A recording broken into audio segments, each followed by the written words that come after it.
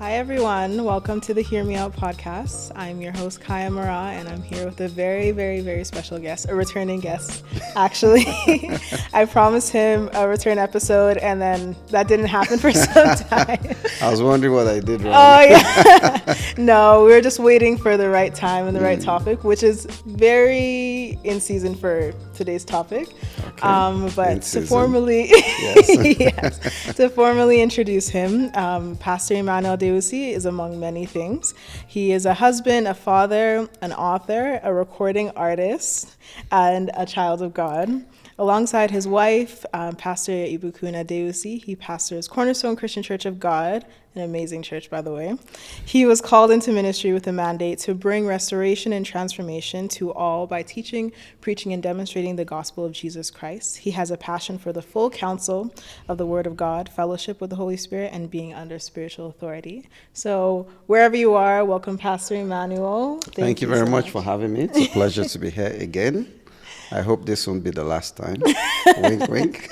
You know, when they start like that, that's how they put the pressure on me to return. But, you know, this is an honored guest, so of course. Thank you for having me. So today, as I mentioned, one of the topics that I think is very important for everyone to understand and has really blessed my life is just understanding times and seasons. And you talked about this before, and there's kind of like hot topics that go around this, but you've talked about this before, and there are a few things that stood out to me when you mentioned it. You said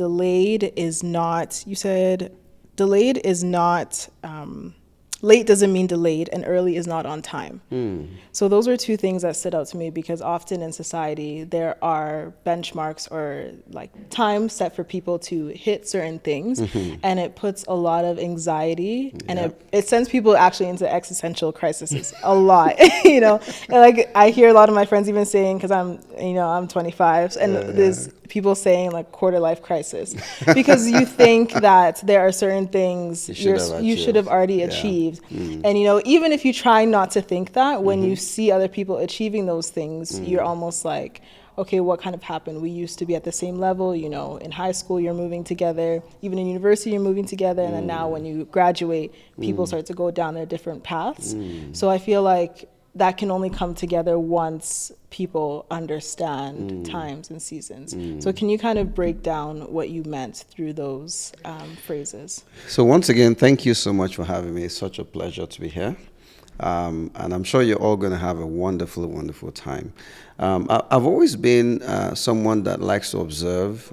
Perhaps if I wasn't a pastor, I might have been an anthropologist, because I like to study people, study, you know, human beings and their associations and the things they believe in and the way they go about their lives.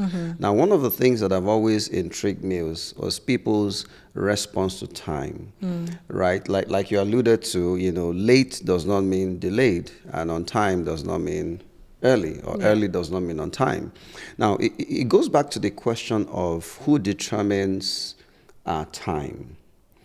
Who determines when a person is supposed to be married? You know, who determines when a person is supposed to buy a house? You know, those critical things that people count as being a sign of achieving success, right? Who determines that?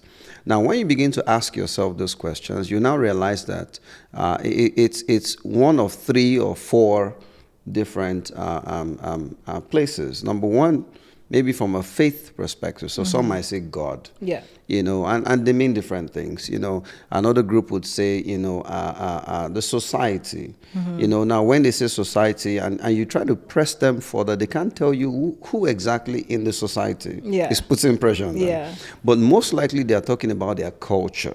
Okay. And then number 3, you can now begin to isolate individuals, so perhaps parents and all that. And number 4 is they themselves. And that comes from comparison.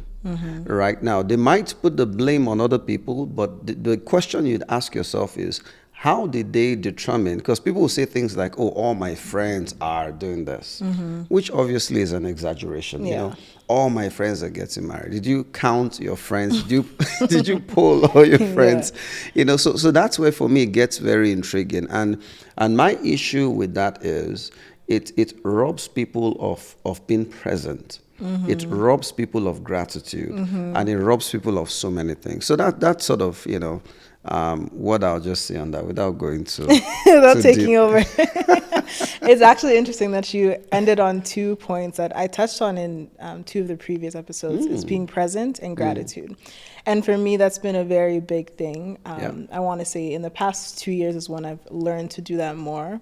Just because relating back to something like birthdays, it's a time we often get to where we start to realize maybe our New Year's plans Yes, how should have far we've been, gone. it should have been, thought through better.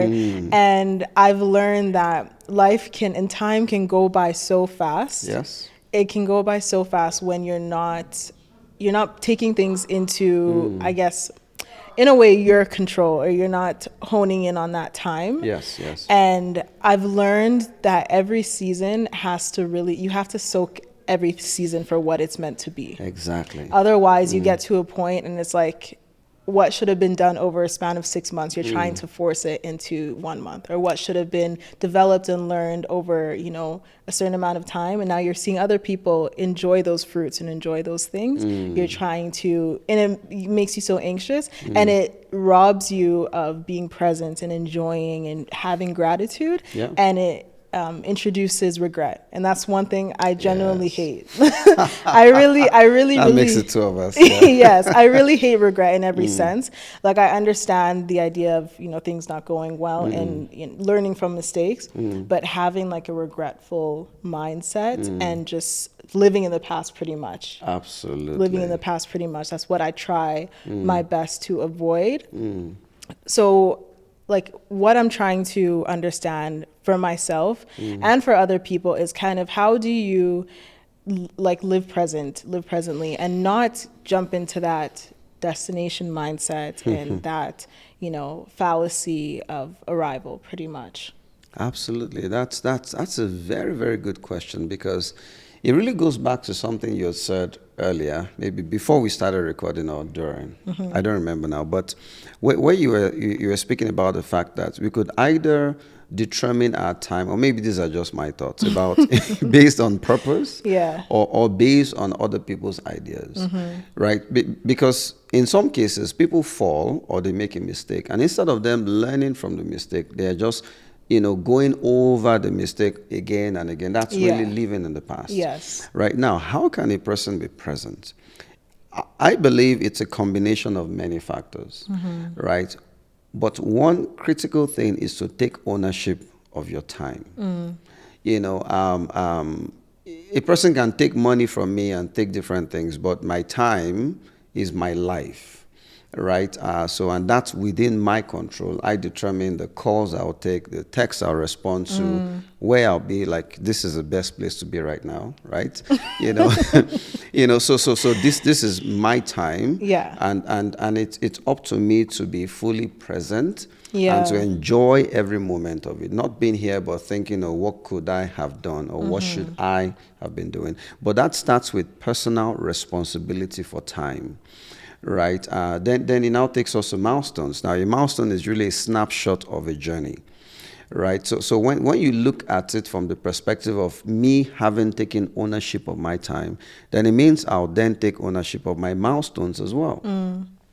Which means I'm saying I am where I am today because of the decisions that I have made, not anybody else, right, that I have made. So when I get to a milestone, regardless of what's happening around me, I can enjoy and soak in that time, right? Again, from a scriptural perspective, I'm sure I'm a pastor, so I got to bring scripture into this. We're meant to understand that comparing ourselves with others makes no sense at all.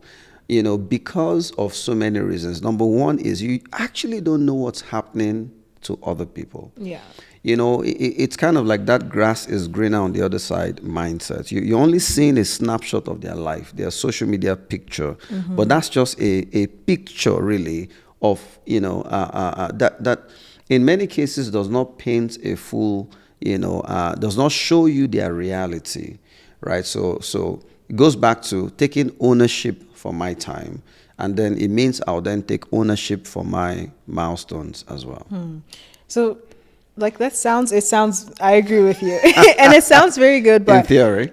yes, in theory, Okay. but like that's something that's very heavy for a lot of people to do and to take ownership for their time. A lot of, just because of how maybe they've just grown up and what they've known so far, is that they are just a victim and just on the receiving end of time and I what see. happens. And I mean, I know you to be a very disciplined man.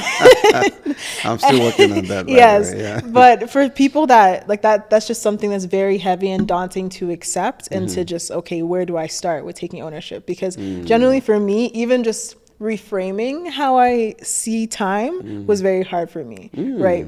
So, because something, I don't like being late, but I'm late a lot. You know, Are you? Pastor knows this personally, right? And so I think until I reframed how I understood time, being late wasn't like, it felt like it was out of my control, right? And so how do you actually get to that place if for somebody who's not that disciplined and like has always been on the receiving end of time just passing them by and things just happening? That's a very good question. It's taken also discipline, and I wrote a whole book on that, which I'm not trying to put a plug in here, but look for a disciplined life, okay? Now, personal responsibility is really being disciplined, because so you said, where do we start from? I believe you have to start from now. You know, let the past be in the past. So from now on, I will. From now on, I will. That's taking ownership, right? And part of taking ownership for my time means making decisions based on my values. So I don't respond to every invitation, right? Because if it doesn't align, because I see some people show up to things they didn't want to go to. Yeah. Yeah, in places they don't want to be, and I'm wondering what's wrong with you. Yeah. Right?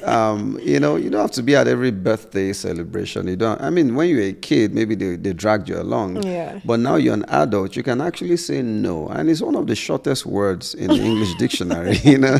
N-O. Right? Maybe in India, nahi is quite longer. But really, it's really taking ownership and saying, okay, you know what? I don't have to explain my timing to everybody. I take ownership of my time, and it starts from now. It starts from today. Yeah. Right. So and one thing I realized is the moment you begin to take responsibility for your time, it means you'll be saying yes to some things and no to some things. Then you begin to build an army of enemies. And on the flip side also, you begin to get an array of allies as well, where some people that are used to taking advantage of you, waiting to the last minute before they ask you to help them move, you know, waiting to the last minute before they ask for requests, you know, and suddenly they realize that you're no longer down for those things. Yeah. Right. So going back to being late, for example, a lot of times it could be as a result of other people infringing on your schedule and your time. And you feeling like perhaps, you know, you didn't have a choice. So a phone call, you know, that you didn't have the time for, you know, but you felt you had to take, right? Assuming being late is not your fault entirely, okay? So, you know, so again, for me, it goes back to responsibility and then the discipline. And part of that, Kaya, also is that when I find that I'm late, for example, then I have to apologize, right? So that's taking ownership. So I'm sorry I was late today. So that's taking ownership for saying, okay, you know what? This was my fault. I'm still working on it. These were the situations. A train delayed me. You know, a dog, you know, went to hide my keys. Whatever it was. So that's part of personal responsibility. All right. Someone once stood me up for over an hour.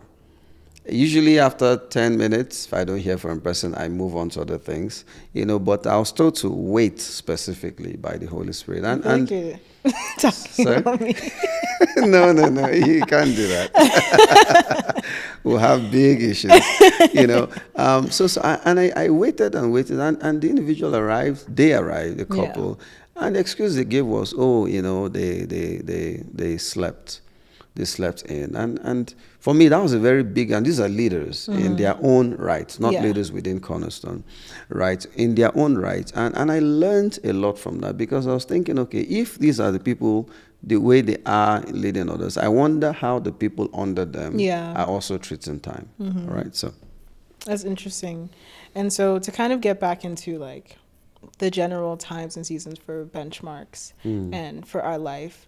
So it's kind of hard to understand like the essence of embracing, you know, the season that you're in when you're in it. You know, if you're in either it could be like the beautiful season and actually fully taking everything from it, but even like the valley seasons. A lot of people like to say the wilderness. yeah, you always hear I'm in the wilderness. It's like a Christian thing to say, especially like, oh, I'm just in my wilderness season. And honestly, for me, even while I was kind of, I don't know if I could even call it that wilderness season. It was probably just the consequences of my actions. Thank you for admitting that. Yeah, it's probably just because many times, sorry to interrupt you. Many times I have to, let people have it and say, no, this is not the wilderness. This is not God. This is your own doing. Yeah. No, and so like while I was in there, it just seemed like, and honestly, I don't think it was in the perfect will of God, but He works everything out for our good. Absolutely. And so where I am now, as a result of that, is good. But while in that season, it felt like it was the worst thing that could happen to me. And it was like I needed to get out of that. But luckily, I had, people like yourself and others that were able to encourage me. But while people are in that season, how do they kind of like become conscious and aware of what's going on and actually put themselves in a position to learn or get the most out before that season is done, if it's something that they're supposed to be learned, Okay, so if I answer your question, you mean if that's not really a wilderness season, but even if it is a wilderness season, but let's say there's actually lessons to be learned. Absolutely. How do we not just pass by that, and how do we kind of like consciously learn and embrace that season? That's a very good question. You're asking me very tough questions. So this is my idea of the steps. Yeah.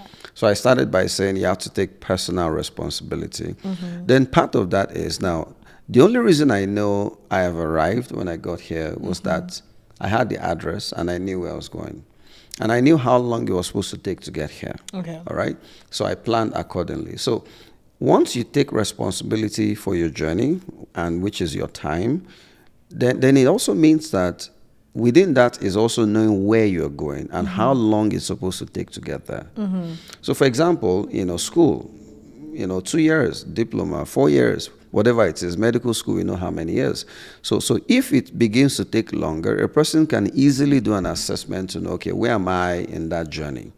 All right, because I'm trying to respond to your question. Yeah. Now, without knowing how long something should typically take, there's no way a person can know whether they are on time, whether they are early, whether they are late, without comparing themselves to other people, which is wrong. So that's where it is. Most people don't know how long it typically takes to succeed.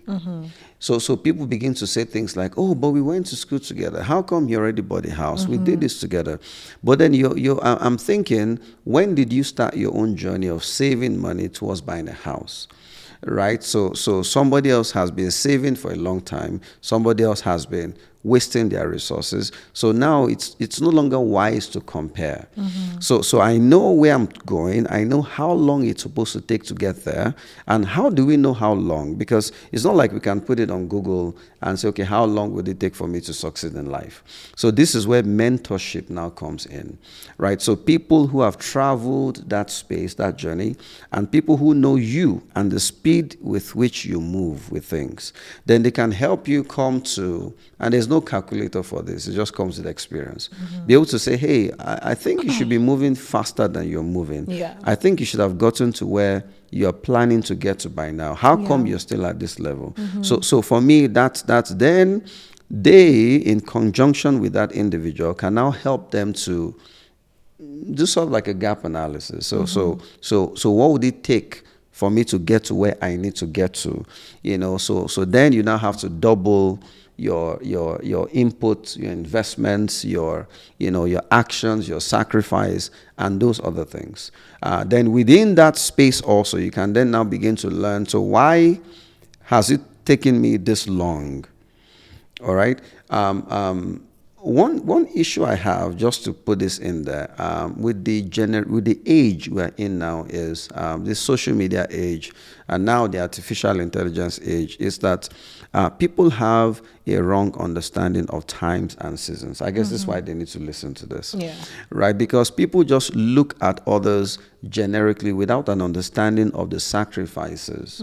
I think Elon Musk said, I believe he said this, that if your competitors are working 8 hours and you're working 16 hours, already on average, even with your mistakes, you should be able to do twice of what they are doing. Yeah.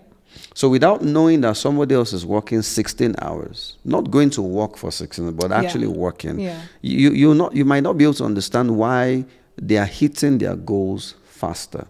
So that's where mentorship comes in. If a person is not being properly mentored, their lives, I'm a huge advocate, as you know, for being under authority. That's the spiritual version. Mentorship is the secular version of the same thing. It's very, very impossible to get to any place worth going without being mentored. Right? Someone said you go far, by riding on the wings of fathers. So what they're just trying to say, mentorship in essence, right? It doesn't have to be a male thing, right? Can be male, female. Yeah. So long as this person has gotten to a place you would love to get to, understands you, is ready to pay the price, sacrifice of time, effort, and love, you'll be able to get there. Can we talk about the spiritual aspect of mentorship or authority, specifically for times and seasons? Because there's a minister that once gave this example of, and I think you probably gave a similar example as well, of people on a boat. If you're sailing on a boat, I don't know all the mathematics behind it, but pretty much like the direction that you're going in, it's very important to be correctly aligned, compared from when you're in the shallow to when you're in the deep. Yes. I can't tell you the correct terminology, but I definitely didn't give that analogy. I think you gave something like this, similar. Probably something similar like this. But this really spoke to me, because just knowing where you are, and knowing if you are aligned, especially with the will of God, is what is going to determine your end destination. Especially when you get to a place in your season that is critical. There's certain seasons and times of lives that are so critical that if you made a few mistakes in a different season, like when you're younger possibly, or maybe when you're starting out in your career, it might not be as damaging. Whereas when you're in a critical season of life, that, those few degrees that you're off could mean going in a completely different direction. Absolutely. So can you speak towards that, having that alignment spiritually? I believe this or not, but I know, and I believe that, I know pressure, but between 25 and 40, I'm not 25 yet. So that's where things are very, very critical. Yeah. Right? In terms of, that's why in some cultures they say a fool at 40 is a fool forever. Right? Of course, God can redeem if you're past 40, that's fine. But of course, if you're within that range, that's not the time to be playing around. That's not the time to be wasting your life. It's a time to already know where you're going and to begin to hit your goals really, really hard. Now, alignment. What is alignment? Alignment really is a mixture of many things: being at the right place at the right time and doing the right things. So you're talking of the right activities, the right placement, and the right timing for things. In my mind, that is what alignment means, right? And there's no way we can be aligned if we're not at the version of ourselves that is needed for alignment. You made reference to the boat analogy, for example. There's a distance, there's a limit to which a boat. There are some aspects of the sea that a regular boat cannot travel to. Do you know? I was watching a documentary the other day about some carriers for super yachts. All right, just like you have these military aircraft carriers. So there are some super, massive boats that are designed to carry these super yachts through the Mediterranean Sea, through the pulling them along. no, actually loading them on board, because they Oh. can't travel in that kind of a terrain because of how dangerous it is. So they come on this, massive ship, I'll call it, and then they'll move them along and carry them in until they get to the other side. Because billionaires they migrate like birds, different times of the year. Listen to that. Yeah, you can find it on YouTube. So there are certain places where they usually are in Cairns for a festival at a particular time, for Grand Prix at another time. So it's not a regular boat. Regular boats cannot be in a placement like that. Yeah. So my point is, there's a version of me, for example, that can do what I am doing now. So if I'm not growing the way I ought to grow, even if all the opportunities are made available, I would not be able to take advantage of it. Yeah. So there's no alignment without growth. Because something that comes to somebody else that will bring massive anxiety and pressure, it's simply because they are not at the version of themselves that can manage that blessing. Hence the Bible saying God will not give us more than we can handle. Not because he doesn't want us to, but perhaps we're not ready for it. And it's not God's job to make us ready. It's our job. Now, for example, if you look from the context of Cornerstone, and you look at what we're being told about the books of the month, to read, and then the messages coming, you now think in your mind that how many people are actually following the curriculum, right? Through to grow in that way. Because every single message, the Bible says line upon line, precept upon precept. Every single message, every single encounter, every single time with God is building us up into the version that we need to be able to operate in 2023, 2024, 2025, and beyond. So in my mind, that's a mixture of alignment. So the right version of myself, the right place, the right time, and then the right activities. Then you can say you are aligned. Now, if I wasn't at a particular level, I doubt if you'd even ask me to come have a conversation here. Right? And even for you, God would not have given you this assignment. Yeah. It would have caused massive anxiety, massive stress, because there's a lot that this is going to come with, right? So that's my understanding of alignment. Yeah, you spoke to me because that used to be my prayer, and I really thought I ate when I used to be because I would be praying, I'd say, God, don't take me to a place or bring me anything before I'm ready for it. But I wasn't getting ready. I wasn't getting ready. And I thought it made so much sense because in some way it makes sense. It makes sense. But that's only one side of the exactly. Of the coin, And we do this a lot. Like I hear a lot of people, they tweet this all the time, like, God, don't take me to a place that's going to destroy me. But it's just like, are you building yourself up to get to that place? And and in a way, that's also the arrival fallacy, because we have a place in mind of where we can go and where, maybe God has spoken to you, given you a vision, whatever, but you're not actually working towards that. You're just holding on to that dream and said, oh yeah, actually God said this. He said this about me and I'm going to be this, but it's just like, but what are you doing? Yeah, what are you doing to get there? And then I think on the flip side of what I've also, so something I sometimes do, you can tell me, you can tell me how bad it is. And I think a lot of people also do this where they have no expectations for where they're going. So they don't get disappointed. So they don't get disappointed. I don't go that far, but so something that I sometimes do is like, I'll be like, okay, I know that this can happen. Like, let's say, if you're thinking of getting a new job or getting a car, and these are all inherently good things, or like getting married, right? But then you start to, I like to be a realist, in this generation, we like to be realists. And so you start to think, okay, I get a new car. But then, if it gets dirty, is it really new anymore? And I have to take care of it. And now I get a new job. I actually have to wake up at 9 a.m. Not at 9 a.m., but I have to be there for 9 a.m. Like, you start thinking, you start thinking of, like, you go from real to pessimism. So how do you stay away from doing that while, like, embracing, those good things that are coming and working towards, improvement and growth, but not going to the extreme of now you're just overlooking and nothing is really exciting you and nothing is motivating you to, go for those things now? That's a very good question. You know, oftentimes when people tell me, oh, God is not doing this, God is not doing that, people are really quick to blame God. Yeah. Right? For example, going back to your marriage thing, when people say, oh, when's God going to bring my husband, bring my wife? Usually ladies that say that the most. Because in most cases, it's the guy that goes to look for, right? But then when a guy comes, suddenly the same lady that was saying, God, when, begins to panic.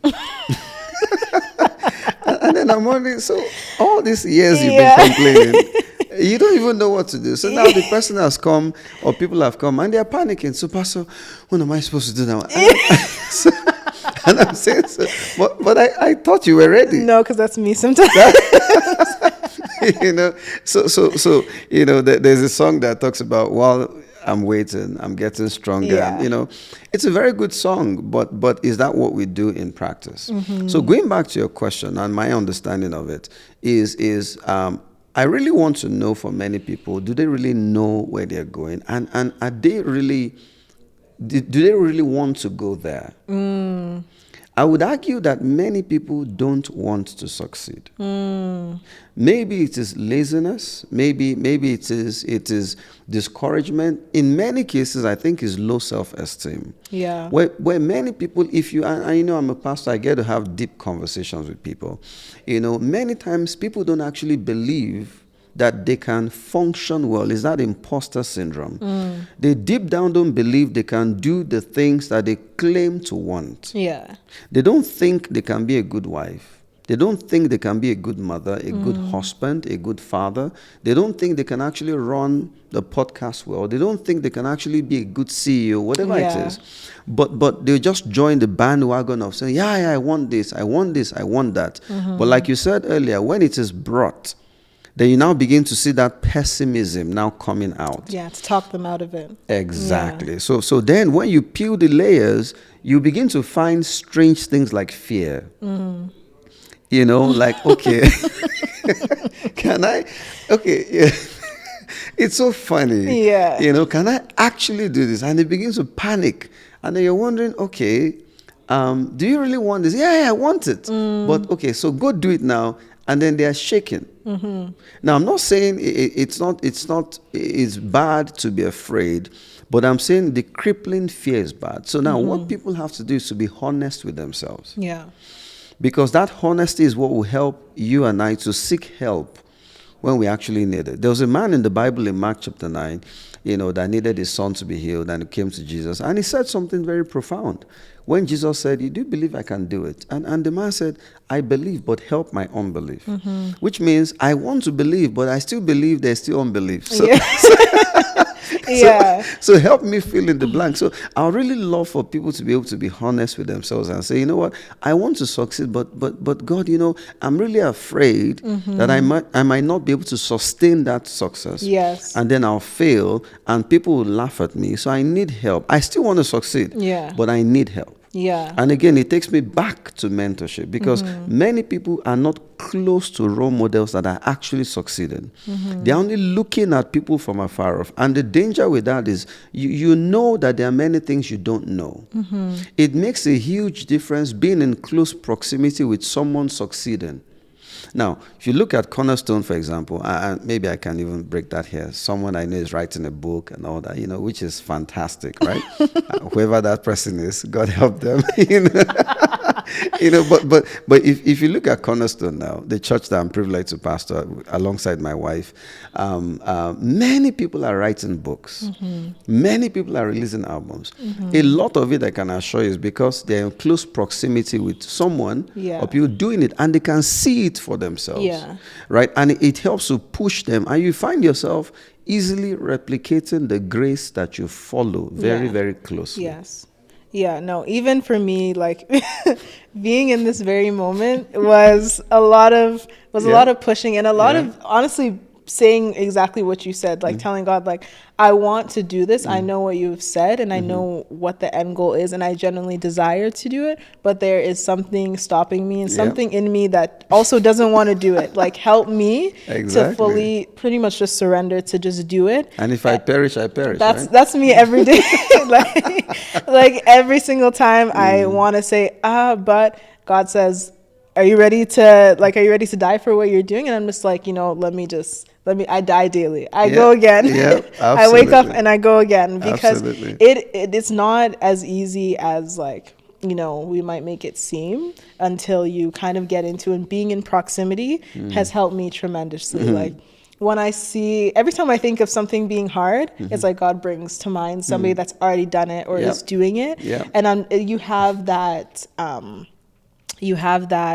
template for what can already be done, right? The people that started, the pioneers that I think about, people that actually pioneered, like, being on YouTube and, their own businesses and, even like firstborns in the family, like, that's a lot of pressure. But when you're now in a position, people have already done it before you, I feel like you have less of an excuse now. So every time I try to make an excuse for not being aligned and not doing what I'm doing now, it's either like God is saying, okay, if you don't do it, like, you're going to see other people going forward regardless. Absolutely. So you might as well just jump on board and do it. And if it crashes and burns, it crashes. Exactly. And thanks for mentioning that crashing and burning part, because many people fail to start because they are afraid to fail.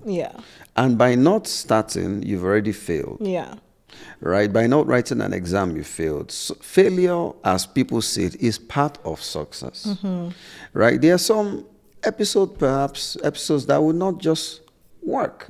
Right? There are some things, and then there are some that lots of people connect with. Right? If you get 70% on an exam, that's still pass in some form. It's better than the person that didn't write it at all. And the more you write that same exam, which is what life is, the better you get. And you're moving forward. You're moving forward, because for a normal human being, the more you fail, the better you get, and the more you realize how you ought to do things in order to succeed.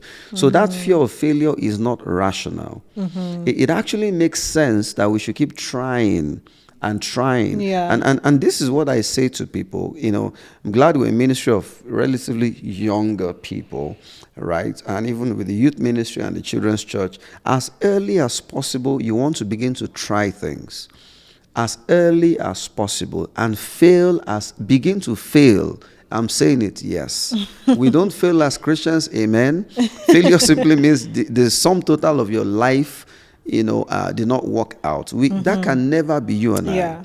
But incrementally, failure is part of the process, right? I remember something just came to mind. There was a time, God sometimes set us up to fail, in quotes. There was a time the Lord asked me to, asked us as a ministry to, make some flyers and mail them out using the you're laughing, through Canada Post. When I received those things, I just threw them away. I didn't even read them, and I deep down in my heart, I'm like, this will not work. But God told me clearly, so we spent lots of money to print it, and we gathered together as leaders. We prayed and blessed it and sent it off. So over 4,000 homes. 4,000 homes. Not one person came as a result of that. I think 2 or 3 years later, one person came. 2 years later. And she came, and we like to ask people how they heard about us. And she said, oh yeah, I got this in the mail. I said, sorry, in the mail, or we knocked on your door? No, in the mail. I said, okay. And she kept it for all those years. So I've just had it for a few years, and I just decided to come today. And she never came back again. So deep down, I was wondering, but God, you knew this wouldn't succeed. Why did you ask us to do it? But I believe that steps like that would help us to be afraid of this monster, this invisible monster called failure. Failure is not as bad. And honestly, it's honestly not as bad, because you can do something completely right, and to other people, it can be failure. Absolutely. Right? I could put out a video that I think is the best thing in the world, and a lot of people respond to it, and others can come and the trolls, exactly, throw stones. Yeah. And so which one are you really going to do? Are you just going to sit on the sidelines and then let life pass you by and let every season pass you by, or are you just going to get up and go? So that's what pretty much I'm committed to doing, and I'm praying every day for grace to keep going.